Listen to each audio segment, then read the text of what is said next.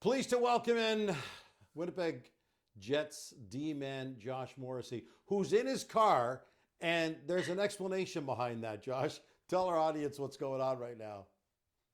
Yeah, Gino, no, we had this planned up to work out perfectly timing wise, but I think a little bit about the call today is about the upcoming Olympics and got stuck at the arena doing some of the Olympic drug testing that came out of nowhere. So I guess a little bit ironic there. The timing is amazing, but it's a small price to pay. Listen, you're on a pace to score a career high in goals. You're 2 weeks from now, you're going to be part of Team Canada heading to the Olympics in Italy. You've won gold in the under 18s, the Worlds, the Four Nations, but this is a different animal. The Olympics are a whole new level. Walk us through the actual call you got and what it was like to hear that you were going to be a part of Team Canada at the Olympics and what that means to you. Yeah, it was a dream come true to have the call. Jim Neal called me the morning and basically just I was still a little sleepy getting out of bed, but kind of popped up and was alert right away when I saw who was calling. And yeah, just it's representing your country means so much to me. It's something that's so special, and I think that's why NHL players, from all around the world, just love the opportunity for international hockey. But specifically, it's a dream come true, and to kind of further the thought that we're not just representing our country and not just competing with hockey. It's the entirety of sport and winter games. It's really cool to be a part of the broader Team Canada, and yeah, just like I said, it's a dream come true to have that call and be a part of this team. Canada's entire D from last year's Four Nations is back together on this Olympic roster. You've experienced the intensity of playing with and against this level of talent now in a best on best. What's that like for you personally? Yeah, I think the experience at Four Nations really helps. Obviously, one, just the familiarity with a lot of the guys that are coming back, and also just the speed of the game, sort of the style of the game. Um, you know, it's most of the highest end skill players in the game, yet the checking and how little room there is out there was something that obviously everyone noticed, and so I think just having that experience helps a lot, kind of knowing what to expect at the upcoming Olympics. But you know what? It's awesome. It's kind of funny when you go from, say, whatever the minors or junior to making the NHL. Parts of the game are easier because you're playing with better players, and obviously other parts of it are more challenging. And I felt the same way playing at that level with the best players in the world. Some parts of the game become easier just with the talent level and IQ and everything of the players around you, and of course other areas get harder with who you're playing against and the skill of the opposition. So yeah, it's a ton of fun, and just being around those guys and the best players in the world is so much fun. Obviously, you learn so much, but it's just an absolute blast. I know you. You live for those huge moments. I felt so badly for you. You got sick and had to miss last year's gold medal game against Team USA. What was that like having to sit back and watch it? Yeah, it was devastating for sure.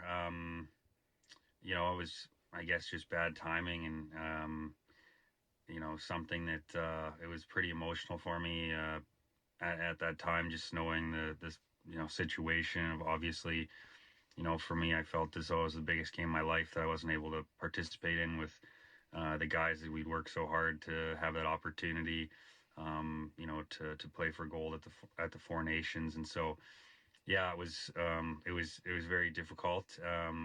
Obviously, I was back at the hotel, so watched the game, and with nerves and anxiousness, just like everybody else watching.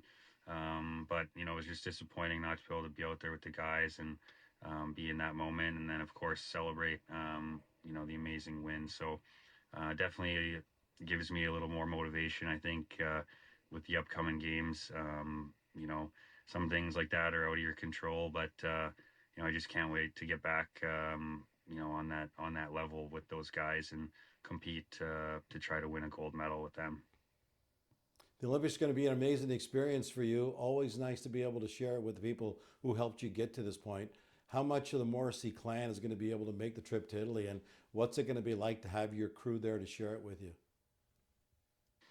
Yeah, I mean, it's funny. I don't think the Olympics in Italy was a difficult sell for family and friends. So we have a pretty big crew coming over.